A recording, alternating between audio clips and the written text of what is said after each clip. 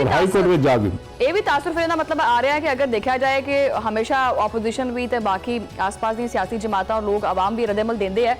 ਕਿ ਸਿਰਫ ਔਰ ਸਿਰਫ ਇੰਤਕਾਮੀ ਕਾਰਵਾਈ ਕੀਤੀ ਜਾਂਦੀ ਹੈ, ਲੇਕਿਨ ਅਗਰ ਉਹਨਾਂ ਦੇ ਕੋਲੇ ਅਪੀਲ ਦਾ ਹੱਕ ਹਾਸਲ ਹੈ ਇਹਦਾ ਮਤਲਬ ਹੈ ਕਿ ਓਪਨ ਐਂਡ ਸ਼ਟ ਕੇਸ ਔਰ ਬੜੀ ਸਫਾਫ ਔਰ ਸ਼ਫਾਫ ਕਿਸਮ ਦੀ ਜਿਹੜੀਆਂ ਤਹਿਕੀਕਾਤ ਹੋਈਆਂ ਨੇ।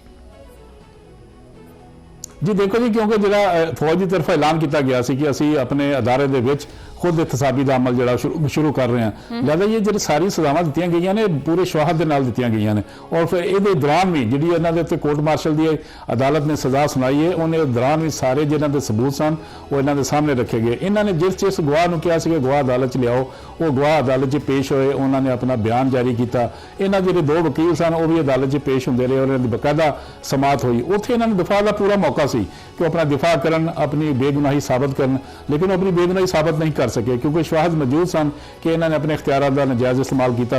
इन्होंने एक सियासी जमात की हमायत की, इन्होंने सीक्रेट एक्ट की खिलाफ वर्जी की।